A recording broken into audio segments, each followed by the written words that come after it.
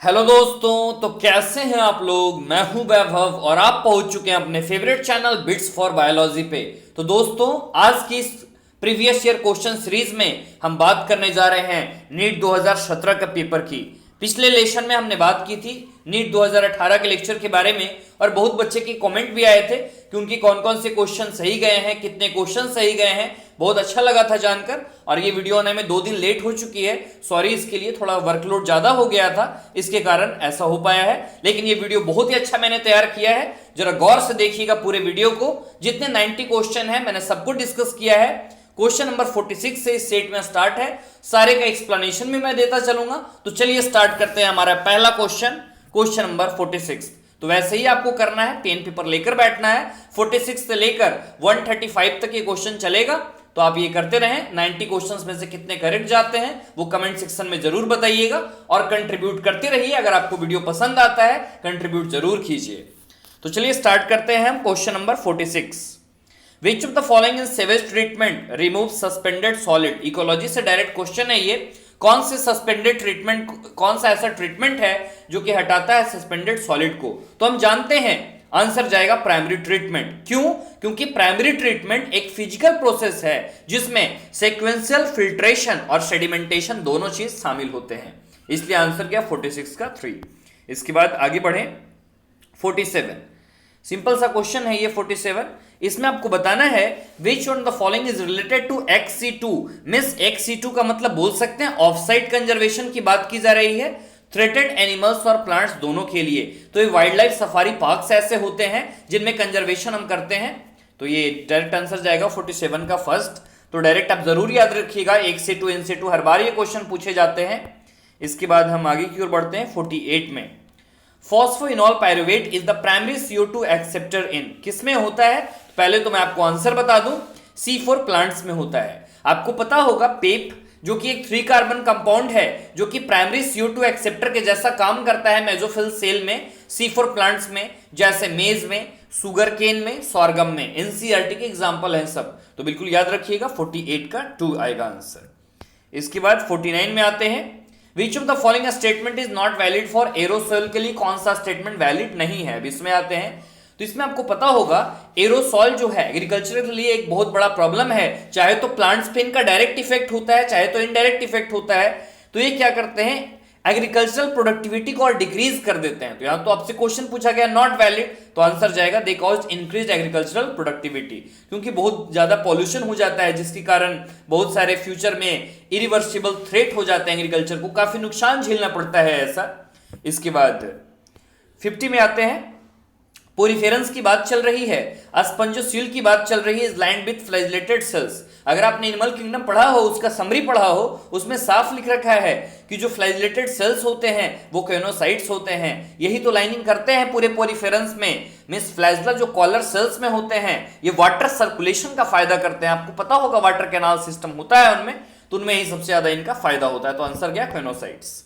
इसके बाद which cells of crypts of Lieberkühn secrete antibacterial lysozyme का secretion कौन करता है। तो जो पैनथ सेल होते हैं वो लाइसोजाइम का सिक्रेशन करते हैं और जो कि एंटीबैक्टीरियल एजेंट के तौर पे लाइसोजाइम काम करता है। तो अर्जेंटाफिन सेल क्या काम करता है, ये हार्मोन प्रोड्यूस करने का काम करता है। जाइमोजेन सेल एंजाइम प्रोड्यूस करता है। कप्फर सेल क्या करता है, लीवर में फैगोसाइटिक सेल्स होते हैं, यही ये काम करता है, फैगोसाइटिक सेल्स की तरह बिहेव करता है लीवर में। काफी इंपॉर्टेंट कप्फर सेल, याद रखिएगा। तो आंसर गया आपका पैनल सेल 51 का 2। इसके बाद हम आगे की ओर बढ़े। जो लंग्स हैं वो एयर फिल्ड सैक्स से बने हुए हैं जिनको एल्वियोली बोला जाता है। ये कोलैप्स नहीं करते फोर्सफुल एक्सपायरेशन के बावजूद। क्यों? क्योंकि इनमें रेजिडुअल वॉल्यूम जो है हमेशा प्रेजेंट होता है। मींस फोर्सफुल एक्सपायरेशन के बाद भी जो हमारे एयर प्रेजेंट है लंग्स में वो कोलैप्स होने से बचाता है फोर्सफुल एक्सपायरेशन के बाद, तो इसको रेजिडुअल वॉल्यूम बोला जाता है। तो याद रखिएगा, ये रेस्पिरेशन से क्वेश्चन था, breathing and exchange of gases. इसके बाद 53 पे आते हैं। एक इजी सा क्वेश्चन है आपके सामने। वायरोइड्स जो होते हैं डिफर करते हैं वायरस से, क्यों? क्योंकि वायरोइड्स के पास प्रोटीन कोट नहीं होता, आरएनए मॉलिक्यूल्स मौजूद होते हैं। तो आंसर जाएगा ऑप्शन नंबर 4। वायरोइड्स जो होते हैं बहुत ही छोटे होते हैं, इन्फेक्शियस आरएनए पार्टिकल होता है लेकिन प्रोटीन कोट इनमें एब्सेंट होता है। इसके बाद 54 पे आते हैं हम लोग। Which of the following are not polymeric. बिल्कुल इजी सा क्वेश्चन है, बायोमोलिक्यूल से कौन पॉलीमेरिक नहीं होते, तो आपको पता होगा न्यूक्लिक एसिड न्यूक्लियोटाइड के पॉलीमर होते हैं, प्रोटीन एमिनो एसिड के पॉलीमर होते हैं, पॉलीसेकेराइड मोनोसेकेराइड्स के पॉलीमर होते हैं, लेकिन लिपिड्स पॉलीमर नहीं होते, लिपिड्स फैटी एसिड और अल्कोहल के ईस्टर होते हैं। तो आंसर जाएगा आपका 54 का 4। इसके बाद हम आते हैं 55 में, बिल्कुल इजी सा क्वेश्चन, आपको मिसमैच यहां पे बताना है। तो पाइनस डायोसियस बिल्कुल नहीं, पाइनस तो मोनोसियस होता है, हमने ट्रिक भी देखा था, पाइनस मोनोसियस है पीएम, तो डायोसियस कैसे हो सकता है। साइकस डायोसियस याद रखिएगा बेहद इंपॉर्टेंट है, साल्विनिया भी इंपॉर्टेंट है, हेट्रोस्पोरस इक्विशेटम भी होमोस्पोरस, तो आंसर क्या है 155 का 1। इसके आगे बढ़े हम, इसके बाद 56 में बढ़ते हैं हम आगे। एक जीन है जो एक्सप्रेस करता है आइडेंटिटी को ट्रांसफॉर्म सेल के, उसको क्या बोला जाता है, तो उसको सिलेक्टेबल मार्कर बोलते हैं। आपने आरडीएनए टेक्नोलॉजी में पढ़ा भी है, मैंने वहां पर बताया भी है, तो वहां पर देख लीजिएगा इसको। इसके बाद 57 नंबर पे आते हैं, a decrease in blood pressure volume will not cause the release of. तो आपको ये सिंपल सा मालूम होना चाहिए, एएनएफ इसका आंसर जाएगा। क्यों ऐसा हुआ, क्योंकि जो ब्लड प्रेशर है या वॉल्यूम की अगर बात कर रहे हैं, तो अगर उसमें डिक्रीज आती है तो रेनिन अल्डोस्टेरोन और एडीएच वगैरह सब निकलने लगते हैं, लेकिन जब ब्लड प्रेशर इंक्रीज होगा तो एएनएफ से निकलने लगता है।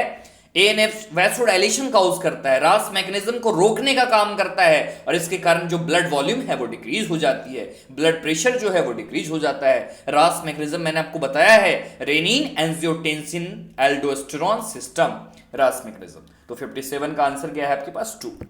नेक्स्ट आते हैं 58। In bougainvillea thorns are the modifications of, किसके मॉडिफिकेशन होते हैं ये, तो स्टेम के मॉडिफिकेशन है, सिंपल सा चीज है।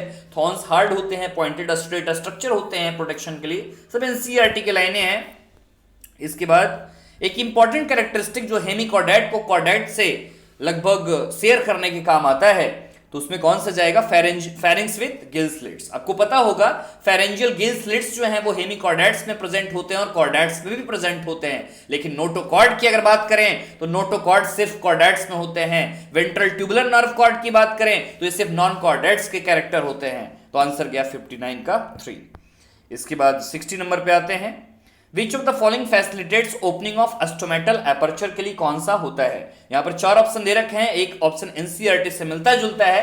रेडियल ओरिएंटेशन की अगर हम बात करें, जो सेलुलोज माइक्रोफाइब्रिल्स में होता है, गार्ड सेल्स के जो सेल वॉल होते हैं वहां पे, तो यहाँ पे ओरिएंटेशन रेडियली होता है, लॉन्गिट्यूडनल भी होता है, और लेकिन ज्यादातर क्या होगा, रेडियली होगा, जो कि अस्टोमेटा को इजी वे में ओपन कर पाता है।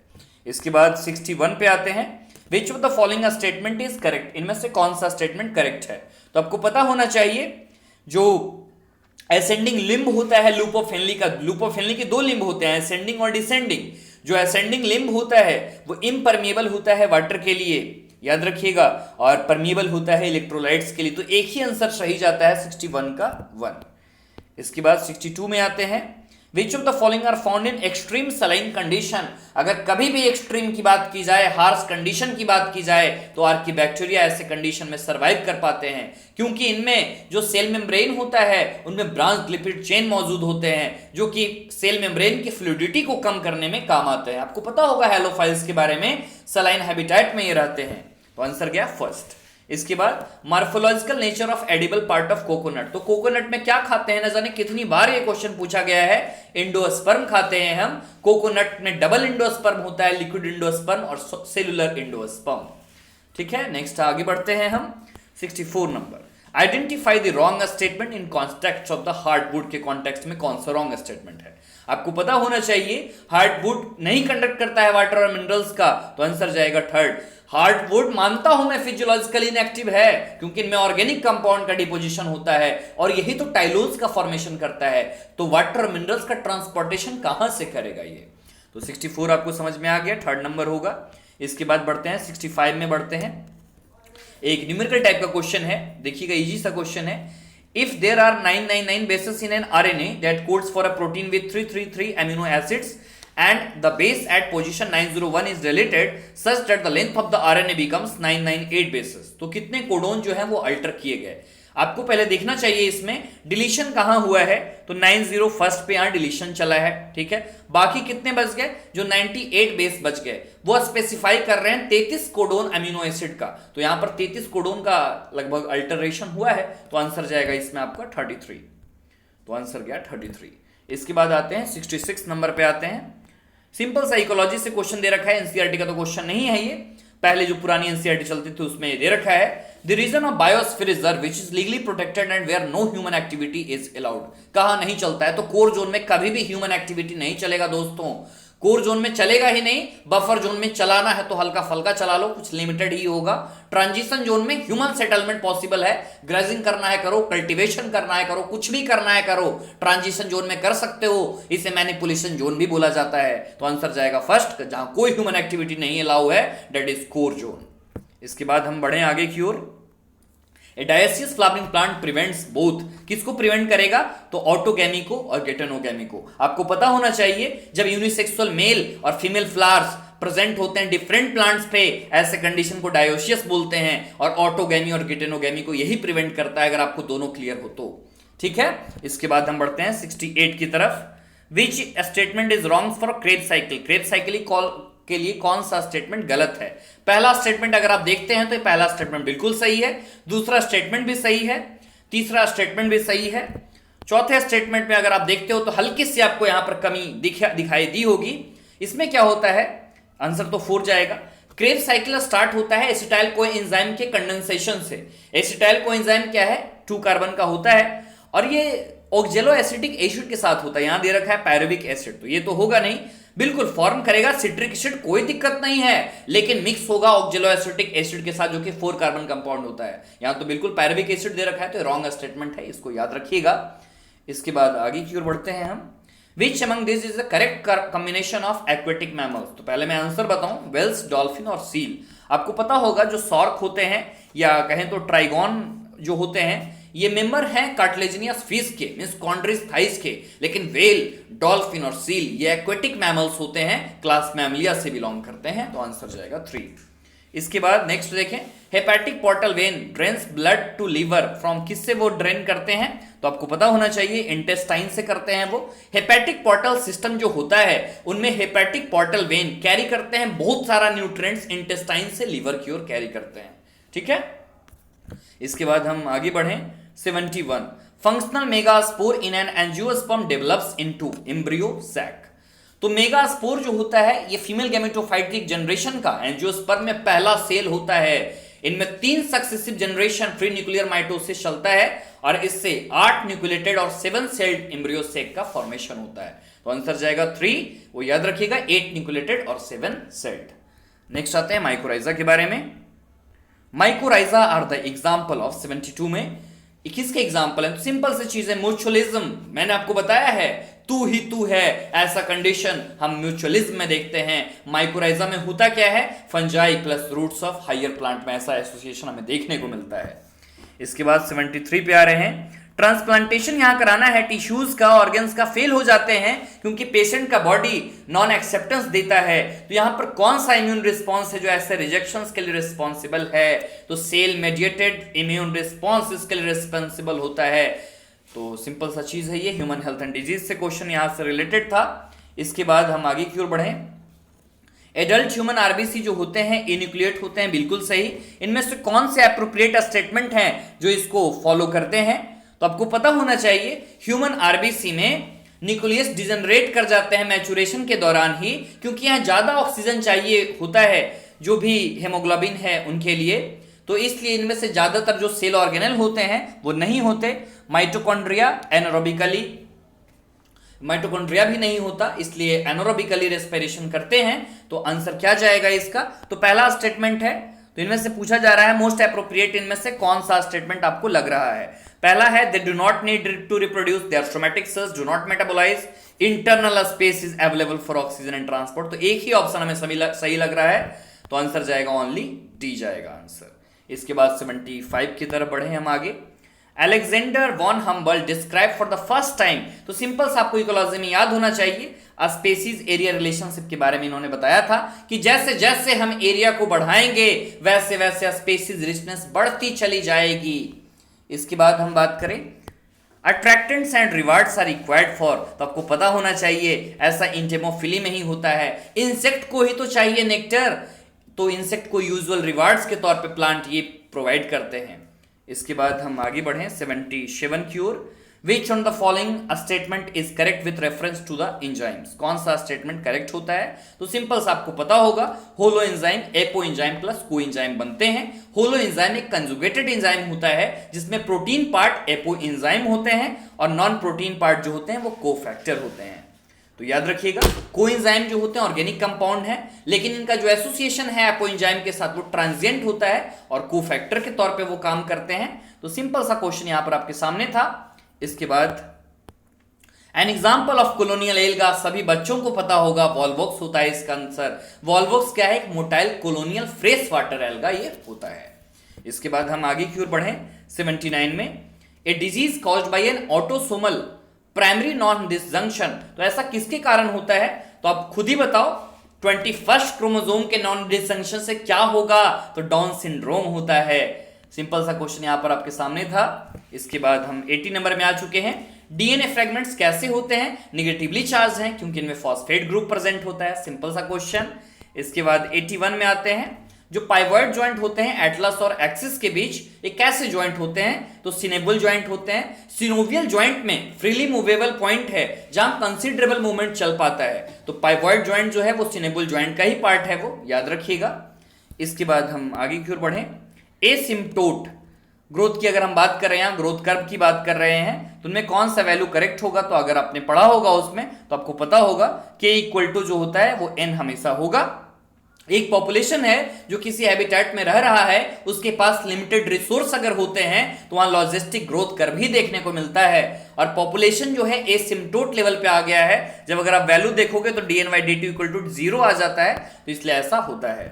इसके बाद हम 83 देखते हैं। Myelin seed is produced by, कौन माइलिन सीड का प्रोडक्शन करता है? तो स्वान सेल, तो हमको पता ही है, तो स्वान सेल तो दोनों में आंसर है। इसके बाद ओलिगोडेंड्रोसाइट्स होते हैं, हमें पता है ओलिगोडेंड्रोसाइट्स जो होते हैं वो न्यूरोग्लियल सेल्स हैं जो कि माइलिन सीड का प्रोडक्शन करते हैं सेंट्रल नर्वस सिस्टम में, लेकिन जो स्वान सेल हैं वो सीएनएस का प्रोडक्शन, माइलिन सीड का प्रोडक्शन करते हैं पीएनएस में, पेरिफेरल नर्वस सिस्टम में। ठीक है, तो याद होना चाहिए आपको। इसके बाद 84 में हम आते हैं। The process of separation and purification of express protein before marketing, इसको डाउन स्ट्रीमिंग प्रोसेसिंग बोलते हैं। बायोटेक एप्लीकेशन में मैंने बताया भी है। तो ये सिंपल सी चीज है, सेपरेशन और प्यूरिफिकेशन करना मार्केटिंग के पहले, जरूरत भी है। इसके बाद नेक्स्ट हम आते हैं। GnRH एक हाइपोथैलेमिक हार्मोन है जिनका रिप्रोडक्शन में जरूरत चाहिए। तो ऐसा जरूरत क्यों होता है? क्योंकि हमें पता होना चाहिए जो हाइपोथैलेमस होता है वो GnRH का सिक्रेशन करता है और वही एंटीरियर पिट्यूटरी ग्लैंड को स्टिमुलेट करता है कि और भी गोनेडोट्रोपिन्स निकालो, और भी FSH और भी LH निकालो। तो आंसर क्या चला जाएगा? ऑप्शन नंबर 2, LH और FSH। इसके बाद 86 में आते हैं। Hypersecretion of growth hormone in adult does not cause further increase in height because, ऐसा क्यों होता है? तो ऐसा इसलिए होता है क्योंकि जो एपिफाइसियल प्लेट्स होते हैं वो एडोलेसेंस के बाद वो क्लोज हो जाते हैं। हमें पता है एपिफाइसियल प्लेट ही हैं जो ग्रोथ के लिए रिस्पॉन्सिबल होते हैं एडोलेसेंस के बाद भी, लेकिन एडोलेसेंस के बाद तो ये बंद हो जाता है, बिल्कुल क्लोज हो जाता है ऐसा प्लेट, तो इसलिए हाइट इंक्रीज फर्दर नहीं कर पाता। तो इसलिए आंसर गया जाएगा 2। इसके बाद कौन से बायोमास के पास मैक्सिमम, कौन सी इकोसिस्टम के पास मैक्सिमम बायोमास है? तो फॉरेस्ट इकोसिस्टम के पास मैक्सिमम बायोमास होता है। हाई प्रोडक्टिव इकोसिस्टम कौन से हैं? Tropical rain forest, coral reef, estuaries, sugar cane fields वगैरह हैं। इसके बाद हम आते हैं नेक्स्ट 88 नंबर पे। Fruit and leaf drop at early stages can be prevented by the application of, अगर हम ऑक्सीजन डाल दें तो हम इसे प्रिवेंट कर सकते हैं। लीफ और फ्रूट फॉल कुछ भी हो रहा हो, जैसे NAA है उसको प्रिवेंट करते हैं टोमेटो में फ्रूट ड्रॉप के लिए। 2,4-D है उसको सिट्रस फ्रूट जितने भी हैं उनमें ड्रॉप ना हो, इसके लिए उसमें हम यूज करते हैं। इसके बाद 89 पे आते हैं। द फाइनल प्रूफ, जिसको NCERT ने लिखा है इक्विवोकल प्रूफ, वही चीज यहां पर आई है। तो हार्से एंड चेज ने दिया था जिन्होंने बताया कि जेनेटिक मटेरियल जो होता है वो DNA होता है। इनके एक्सपेरिमेंट से पता चला, पहले प्रोटीन और DNA में कंफ्यूजन था, तो ये डिबेट इसके बाद एंड हुआ। तो हार्से एंड चेज जाएंगे आंसर। इसके बाद 90 नंबर पे आते हैं। कौन सा है जो हॉर्स का ऑर्डर को रिप्रेजेंट कर रहा है? तो डायरेक्ट पेरिसोडैक्टाइला आया। आपको पता होना चाहिए कि जितने भी ऑर्डर होते हैं एनिमल्स में सबके अंत में आ लगा होता है, जैसे डिप्टेरा तो आ लगा हुआ है, तो इसलिए पेरिसोडैक्टाइला। ठीक है, तो आंसर यही जाएगा। इसमें ऑड टूड मैमल्स वगैरह आते हैं। इसके बाद हम आते हैं क्वेश्चन नंबर 91 पे। थोड़ा सा क्वेश्चन एक अच्छा बनाने की कोशिश की गई है। 90 में से 3-4 क्वेश्चन ही ऐसे अच्छे होते हैं। Out of x pairs of ribs in human, only y pairs are true ribs. Select the option that correctly represents values of x and y and provides their explanation. Means जो x pair हैं वो ribs के हैं human में, और y pair जो हैं वो ट्रू रिब्स होते हैं। तो यहाँ पर क्या होगा बताइए आप। तो y इक्वल टू 7 बिल्कुल सही, x इक्वल टू 12 बिल्कुल सही, क्योंकि ह्यूमन में हम जानते हैं 12 पेयर रिब्स के प्रेजेंट होते हैं, जिनमें जो 7 पेयर हैं वो रिब्स के मींस फर्स्ट टू 7 पेयर्स अगर देखें तो डॉर्सली तो वो वर्टिब्रल कॉलम से अटैच होते हैं और वेंट्रली वो अस्टर्नम से अटैच होते हैं। तो आंसर जाएगा फर्स्ट, सही स्टेटमेंट भी लिख रखा है। नेक्स्ट आते हैं 92 में।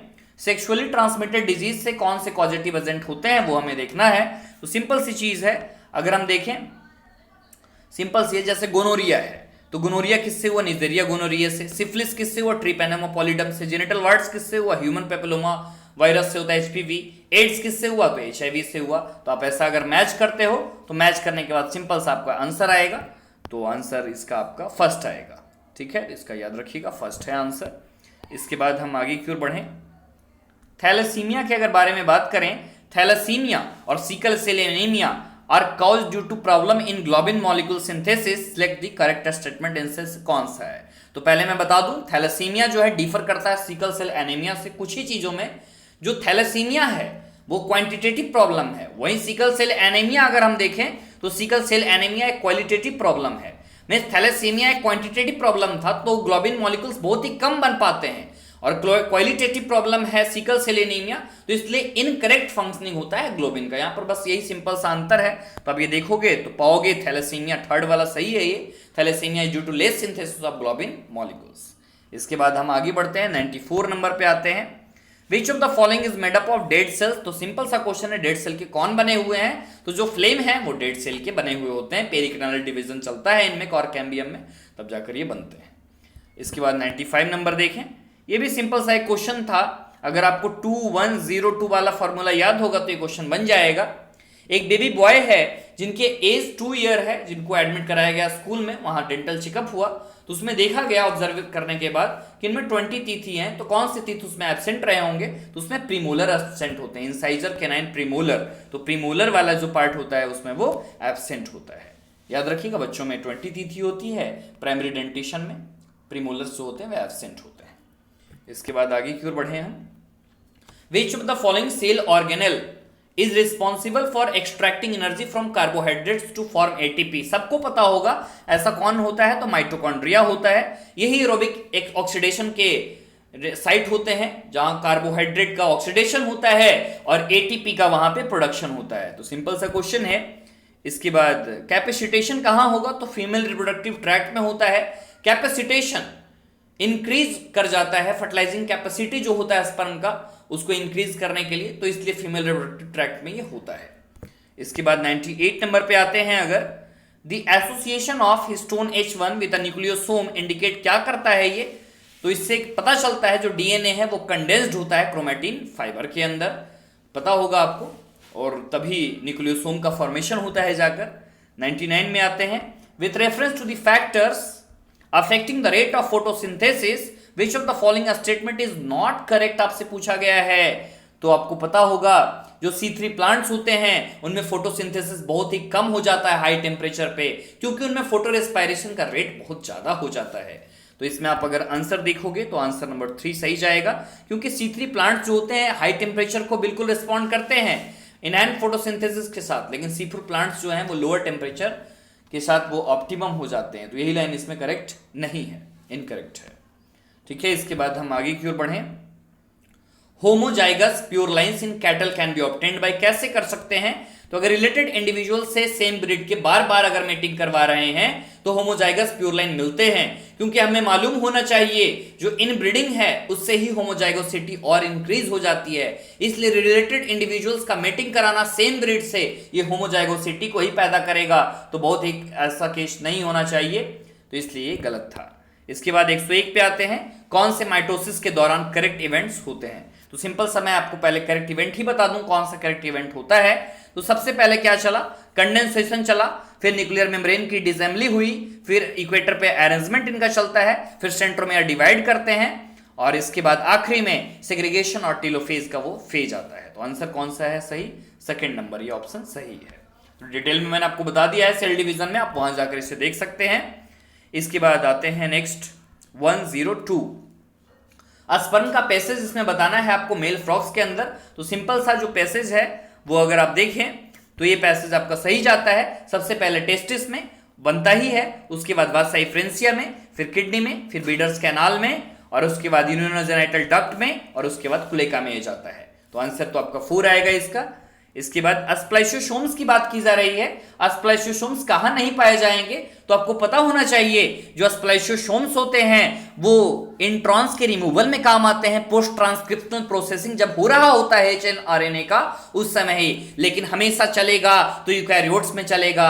स्प्लिट जीन्स ही सिर्फ एब्सेंट होते हैं प्रोकैरियोट्स में। तो यहां तो पूछ रखा है स्प्लाइशोसोम, तो ये सब यूकैरियोट्स हैं, तो आंसर जाएगा आपका बैक्टीरिया, ऑप्शन नंबर 4, क्योंकि ये प्रोकैरियोट्स है। इसके बाद ये डायरेक्ट मेंडल का हाइब्रिडाइजेशन का एक्सपेरिमेंट का पीरियड पूछा गया, कब से कब चल रहा है, तो डायरेक्ट आपको डेटा याद होगा। बहुत बच्चों के उस बार गलत गए थे ये क्वेश्चन, 1856 से 1863, ठीक है। 7 साल तक एक्सपेरिमेंट चलता रहा मेंडल का। इसके बाद नेक्स्ट आते हैं, the DNA fragment separated on an agarose gel can be visualize after staining with, किससे हम स्टेनिंग कर सकते हैं? तो डायरेक्ट आपको याद होना चाहिए एथिडियम ब्रोमाइड से।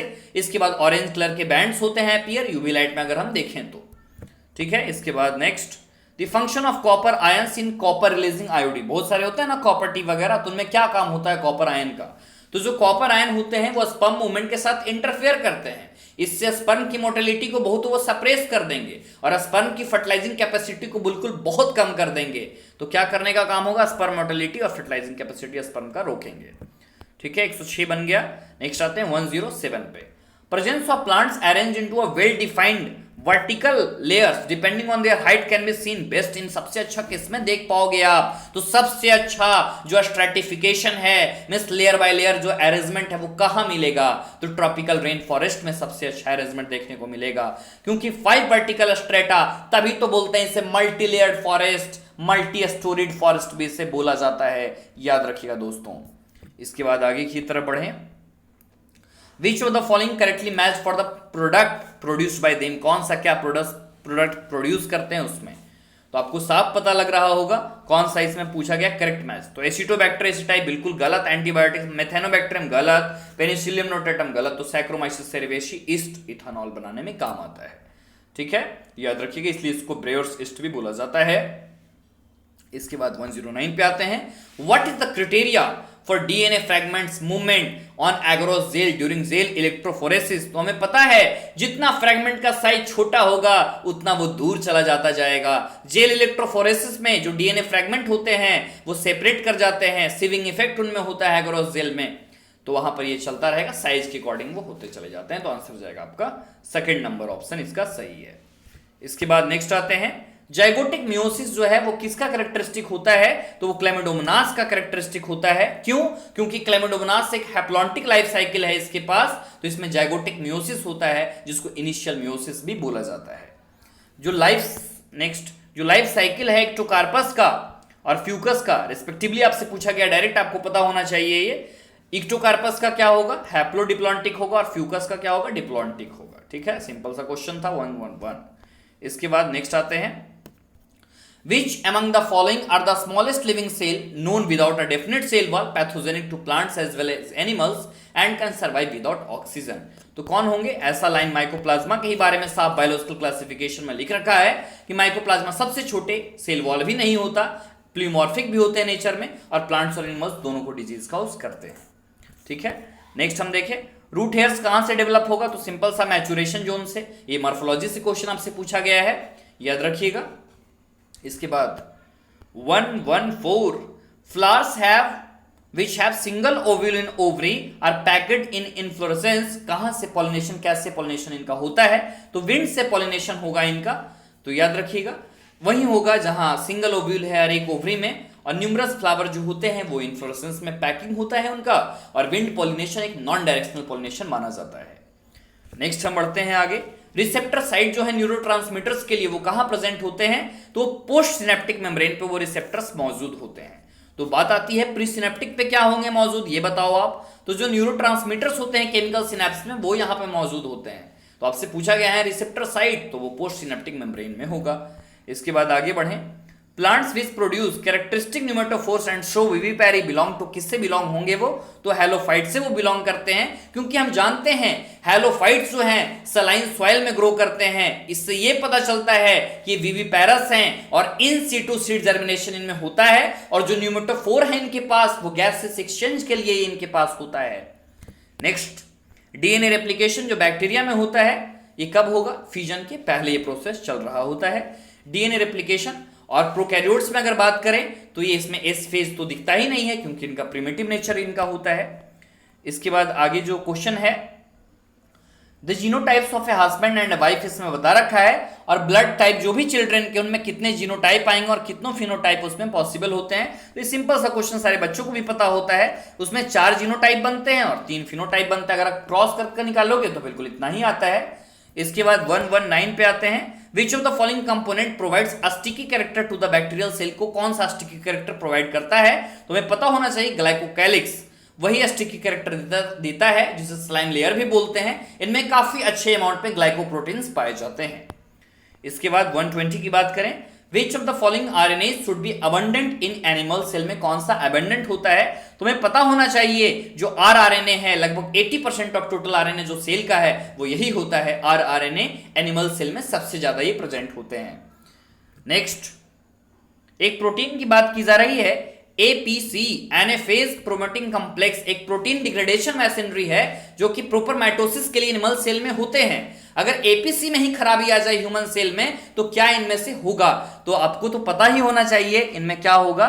तो इनमें क्रोमोसोमल जो क्रोमोसोम्स होते हैं वो सेग्रीगेट नहीं कर पाएंगे, क्योंकि एपीसी एक ऐसा प्रोटीन है जो कि डॉटर क्रोमोसोम्स को सेपरेट होने के लिए एनाफेज के दौरान ये जरूरी होता है। अगर इसमें ही डिफेक्शन आ जाएगा, इसमें ही अगर खराबी आ जाएगी तो क्रोमोसोम सेग्रीगेट नहीं हो पाएंगे एनाफेज के दौरान।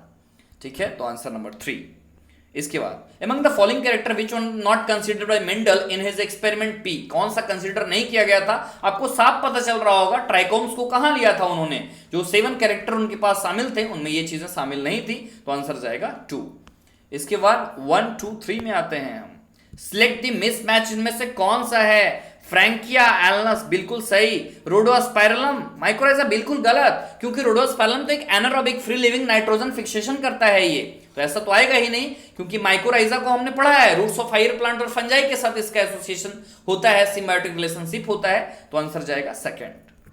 इसके बाद 124 में आते हैं, डबल फर्टिलाइजेशन। मैंने बार बार चीख कर बोला है, डबल फर्टिलाइजेशन एक कैरेक्टरिस्टिक फीचर होता है एंजियोस्पर्म का, जिसमें सिंगैमी और ट्रिपल फ्यूजन होते हैं। 2018 में भी क्वेश्चन इससे पूछा गया है, तो डबल फर्टिलाइजेशन में जाएगा एंजियोस्पर्म। इसके बाद 125, एक कपल हैं जिनमें मेल के पास बहुत ही लो स्पर्म काउंट है, इनके लिए कौन सा टेक्निक सुटेबल है, आर्टिफिशियल इंसेमिनेशन अगर हम करवा दें तो सबसे बेस्ट टेक्निक होता है, क्योंकि इनफर्टिलिटी का जो कॉज है, अगर मेल पार्टनर इंसेमिनेट नहीं कर पा रहे हैं फीमेल पार्टनर को, क्योंकि इनमें लो स्पर्म काउंट है एजुकेशन के बाद, तो इसमें आर्टिफिशियल इंसेमिनेशन से इनको करेक्ट किया जाता है। ठीक है यहां तक। इसके बाद हम आते हैं 126 में, ए temporary endocrine gland in the human body is, कौन सा होता है ऐसा, तो कॉर्पस ल्यूटियम होता है। न जाने कितनी बार पूछा गया है, ये ओवरी में बनता है ओवुलेशन के बाद, यही रिस्पॉन्सिबल है प्रोजेस्ट्रॉन को बहुत ही लार्ज अमाउंट में निकालता है और एस्ट्रोजन को भी, लेकिन कई बार पूछा गया कॉर्पस ल्यूटियम क्या रिलीज करेगा, तो प्रोजेस्ट्रॉन। तो इसमें टेम्पररी इंडोक्राइन ग्लैंड की जगह ह्यूमन बॉडी में होता है फीमेल के केस में।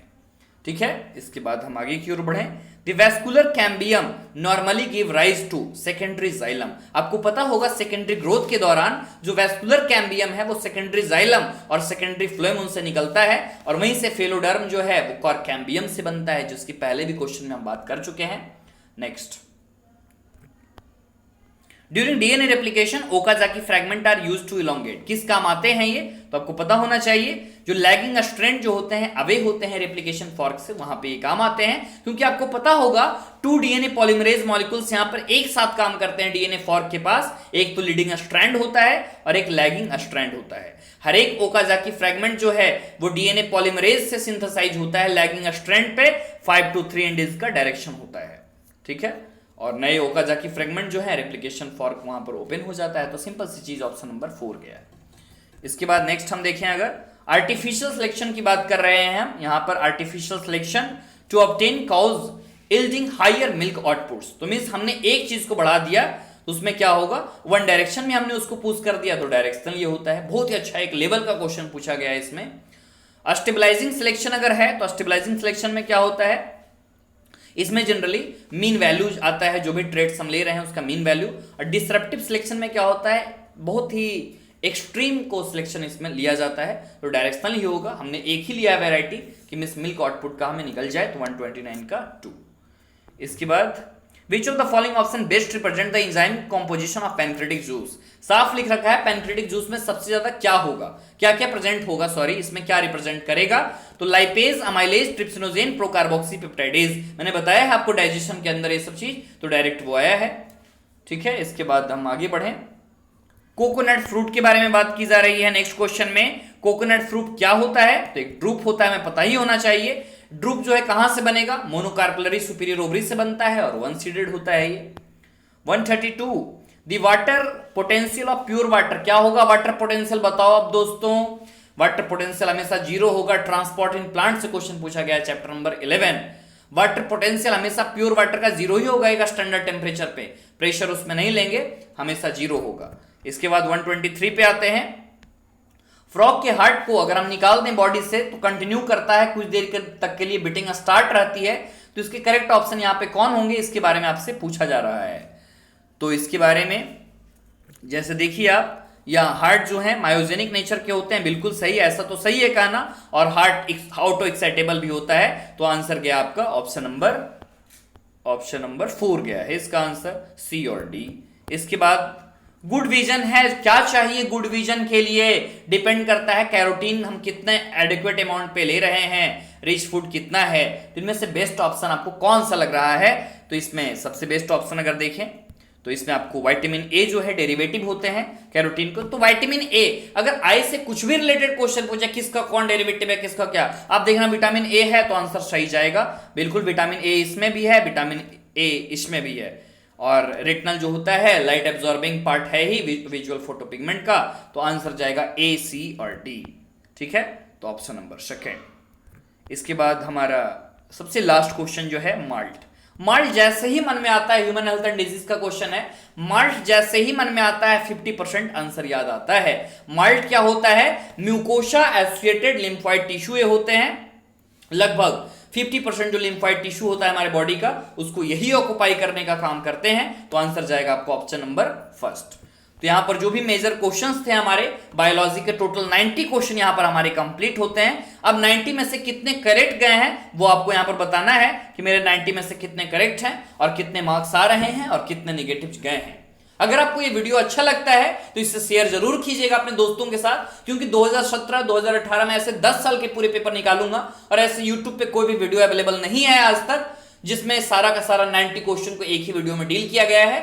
तो जरूर इसको ज्यादा से ज्यादा शेयर कीजिए। अगर आप हमारे चैनल पे पहली बार आए हैं तो इसे जरूर सब्सक्राइब कीजिए। अगर ये वीडियो आपको अच्छा लगा तो लाइक कीजिए और कंट्रीब्यूट करना ना भूलें। कंट्रीब्यूट के लिए सारे डिस्क्रिप्शन में आपको दे रखे हैं, कैसे कंट्रीब्यूट करना है आपको, चाहे गूगल पे पेटीएम पे, फोन पे, सारा यहां पर डिस्क्रिप्शन में आपको मिल जाएगा। बहुत बहुत शुक्रिया हमारे वीडियो को लास्ट तक देखने के लिए, बार बार हमारे चैनल पे आने के लिए।